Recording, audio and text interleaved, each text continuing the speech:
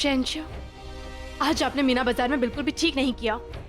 रुकया बेगम आपकी पहली पत्नी है, आपके बचपन की दोस्त है। इस बात ही सबके सामने उन्हें डांटना उचित नहीं था।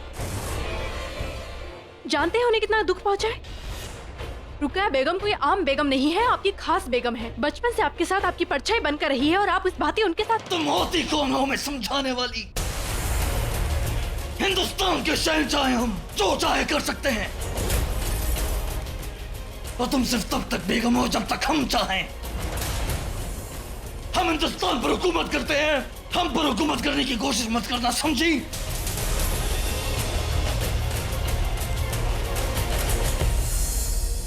शहंशाह, हमारी बात समझे। दूर हटो हमसे।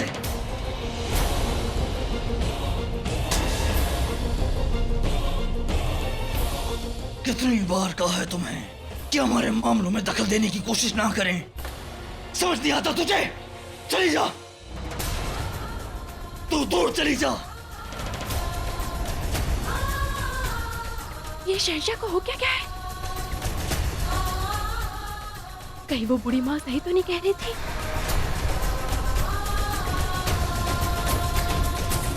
शाह पूरा अस्तबल तबाह कर दिया उन्होंने। 50 से ज्यादा हमारे घोड़े खोल कर लेके गए और छापा मारकर हमारे सिपाहियों को भी मार डाला। मगर उस वक्त हमारे सिपाही वहाँ मौजूद थे ना, पहरे पर थे। उनके होने के बावजूद भी ये सब कैसे हुआ? हुजूर, वो रात के अंधेरे में छिपकर आए और हम पर हमला बोल दिया। रहीम भाईजान, कैसे मुमकिन है सब? हमने हर जगह उनकी तलाश की, हर जगह उन्हें ढूंढा, कहीं कोई सुराग नहीं मिला। और अब अचानक ये हमला। हमने पहले ही कहा था सलीम, महाराणा प्रताप इसी तरह की जंग में माहिर है। वो लोग गिनती में कम है, इसलिए आसानी से पहाड़ों और बियाबानों में छुप जाते हैं और मौका मिलते ही हमला करते हैं। लेकिन जिस तरह से ये हमला हुआ है, एक बात जाहिर है, वो आस पास ही कहीं है। अब महाराणा प्रताप को पकड़ने का एक ही रास्ता है हमारे पास। वो क्या? फौज चाहे छोटी हो या बड़ी, उन्हें जिंदा रहने और जंग लड़ने के लिए रसद की जरूरत पड़ेगी। जैसा कि हमने कहा है, हर बाजार, हर रास्ते पर कड़ी नजर रखी जाए। जहां से भी ज्यादा मात्रा में रसद जाती दिखे, उसका पीछा किया जाए।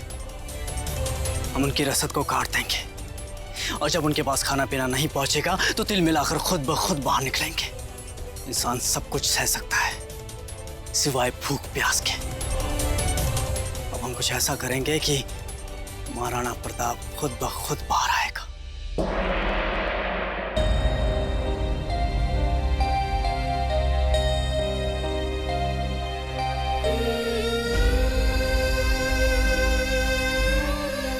आपको भी कुछ ज्यादा ही अहमियत दे दी है हमने। बेहतर होगा कि आप जाकर कतार में खड़ी हो जाएं। जब हमारा मन करेगा तब हम आपके पास भी खुद ब खुद आ जाएंगे। हम हिंदुस्तान पर हुकूमत करते हैं, हम पर हुकूमत करने की कोशिश मत करना, समझी? शहंशाह, हमारी बात समझे। दूर हटाओ से। रहने दो मोती, लेप लगाने की आवश्यकता नहीं है। क्यों जरूरत नहीं है? आप हमें एक बात बताइए जोधा बेगम, आप इतनी लापरवाह कैसे हो सकती है? ये चोट कैसे लग गई आपको जोधा बेगम? हम हमारे हुजरे में आपका इंतजार कर रहे थे, क्योंकि हर सुबह सबसे पहले हम आपके इशारे देखते हैं। लेकिन जब आप आई नहीं तो हम आपसे मिलने आए। लेकिन जब देखा कि आपको इतनी गहरी चोट लगी, इसलिए हमने आपको ये मरहम लगाया। आखिर शहंशाह ऐसा व्यवहार क्यों कर रहे हैं? ऐसे दिखा रहे हैं मानो कुछ हुआ ही ना हो, या फिर जैसे इन्हें कल रात को कुछ याद ही ना हो। जवाब दीजिए, हमें ये चोट कैसे लगी आपको? कोई बात नहीं शहंशाह, वो सुबह हमाम में हम गिर गए थे। हद करती हैं आप जोधा बेगम। सबका ख्याल रख लेती हैं आप, लेकिन खुद का ख्याल नहीं रखा जाता आपसे। और कल रात भी हम कितना इंतजार कर रहे थे आपका, लेकिन आप हमारे पास आए नहीं। क्यों? बहुत थक गए थे हम, थकान की वजह से नींद लग गई थी। तबीयत तो ठीक है ना आपकी? शहंशाह का इकबाल बुलंद हो। हुजूर के हुक्म के मुताबिक तमाम वजीर दीवाने खास में हाजिर हैं। उनसे कहो हम अभी आते हैं। देखिए आपको बहुत गहरी चोट लगी है। दिन भर आप कुछ मत करेगा, आराम करेगा, अपना ख्याल रखिएगा।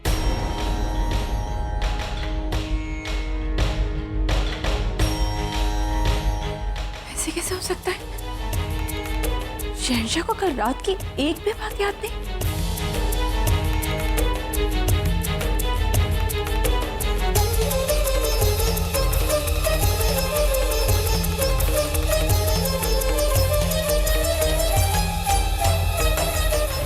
आपके शौहर पर काला साया है।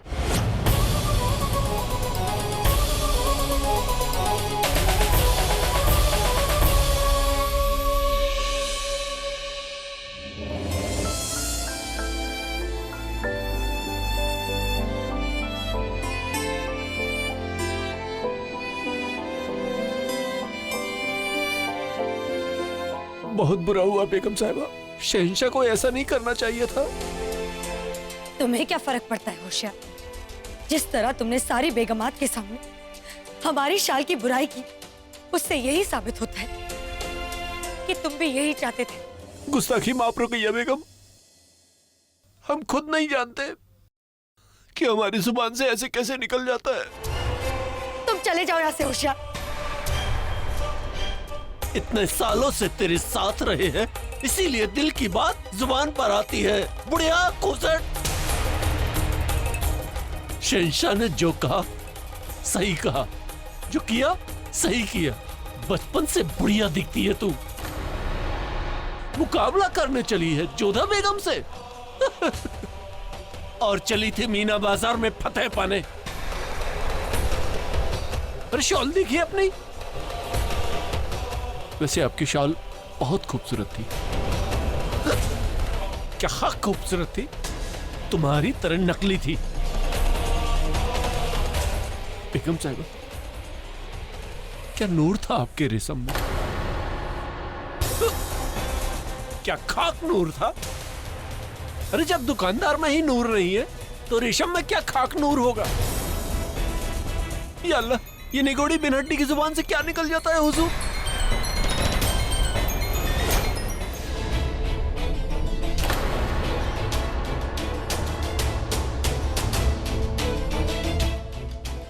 हुजूर, चाबुक नहीं, थप्पड़ मार लीजिए हुजूर। थप्पड़ खाने की आदत है, चाबुक की नहीं हुजूर। रहम हुजूर। लगता है तुमने कहावत नहीं सुनी कि लातों के भूत बातों से नहीं मानते।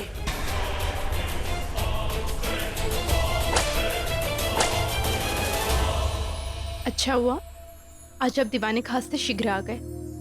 शहंशाह, जब आपकी सेहत ठीक नहीं है तो फिर दरबार में इतनी देर तक बैठने की क्या आवश्यकता थी? अच्छा लीजिए, काढ़ा पूरा पीजिए। नहीं जोधा बेगम, हमसे और नहीं पिया जाएगा बस। शहंशाह, बस थोड़ा सा तो बचा है। देखिए दवा है, पूरी पीनी होगी, पीजिए। नहीं जोधा बेगम। शहंशाह पीजिए। नहीं नहीं जोधा बेगम। पीना होगा। ये क्या किया आपने? शहंशाह, बिल्कुल बच्चों जैसे हरकतें करते हैं आप। कर दिए ना वस्त्र खराब। इसमें हमारी क्या गलती है जोधा बेगम? बहुत कड़वा काढ़ा है। जब आप इसे पियेंगे तब आपको समझ में आएगा कि इसे पीना कितना मुश्किल है। हाँ, पर हम क्यों पियेंगे? सेहत किसकी खराब है, आपकी या हमारी? कुर्ता निकालिए अपना।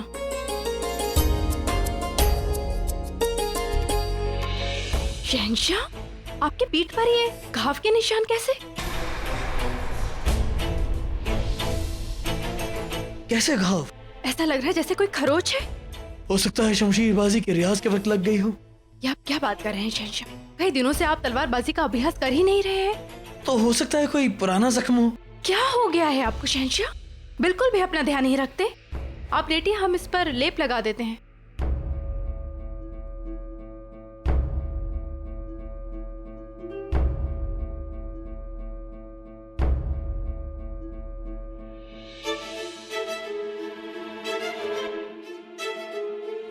इस तरह का लिबास पहनते हुए तुम्हें शर्म नहीं आई? तहजीब कहाँ गई तुम्हारी? हो ना हो, कुछ तो गड़बड़ है। कहीं वो बूढ़ी महिला ठीक तो नहीं कह रही थी? और मैं उस आदमी को जानती हूँ जो शहंशाह की मदद कर सकता है। बहुत बड़ा जादूगर है वो। उसका नाम है योगी उदयनाथ। वो काली मंदिर के पीछे वाली गुफा में रहता है।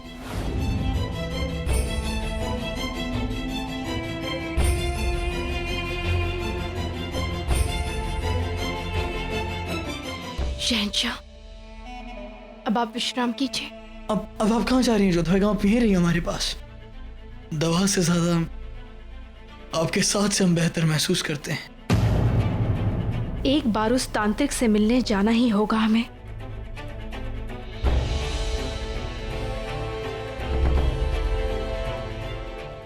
हमें काली माँ के मंदिर जाना है पूजा करने के लिए।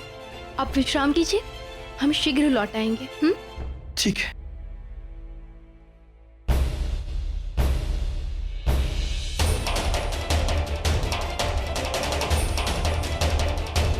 कैसे बताए शहंशाह को कि हमें उस योगी से मिलने जाना है?